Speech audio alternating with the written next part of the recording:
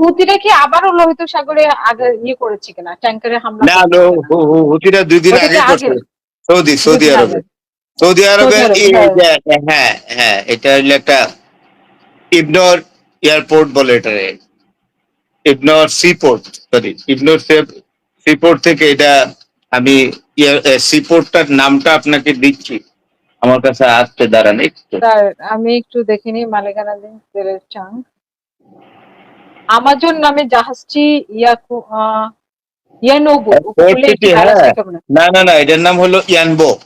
ইয়ানবো একটা port city Saudi আরবের।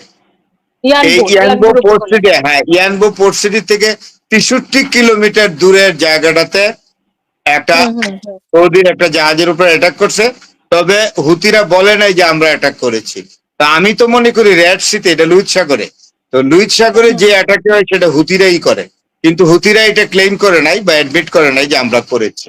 কিন্তু হুম হুম হুম। বিশ্ববাসী এটা বুঝতে পারছে যে it is the attack exactly from the side of হুতি।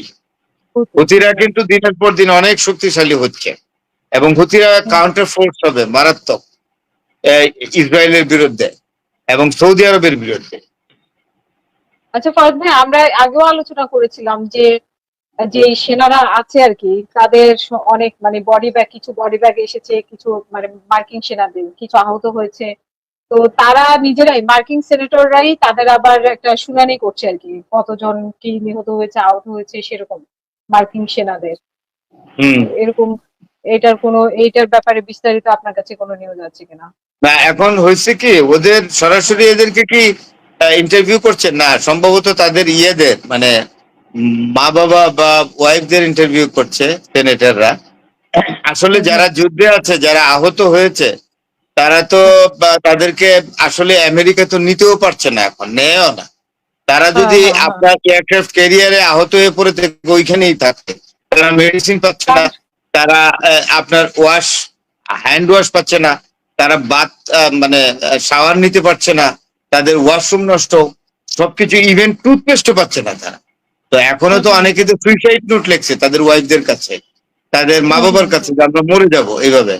তো এখন হুম ধরেন হুম এটা ডোনাল্ড ট্রাম্প যতদিন ক্ষমতায় আছে এটা প্রকাশ পাচ্ছে না, কিন্তু ট্রাম্পের হুম হুম ক্ষমতা যখন আপনার আপনার সামনের 3 তারিখে মানে নভেম্বরের 3 তারিখে যে বাই ইলেকশনটা হবে, যেটাকে বলা হয় ইন্টারিম ইলেকশন, হুম যে হ্যাঁ, এই এই ইলেকশনটা হয়ে গেলে আপনার যেটা হবে, ট্রাম্পের ক্ষমতা কমে যাবে।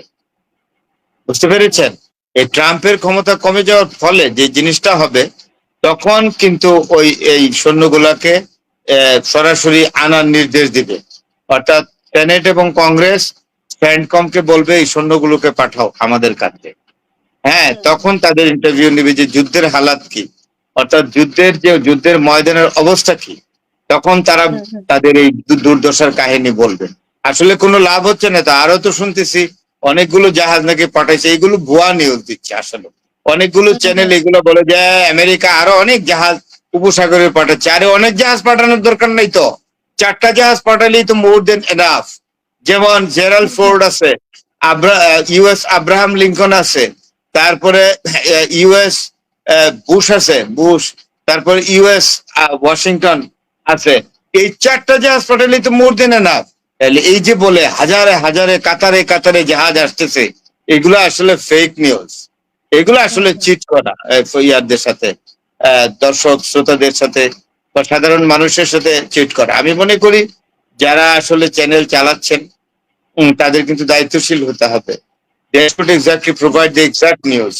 Otherwise চ্যানেলের প্রতি মানুষের বিশ্বাস নষ্ট হয়ে যেতে পারে। বিশ্বাস হারিয়ে যাবে।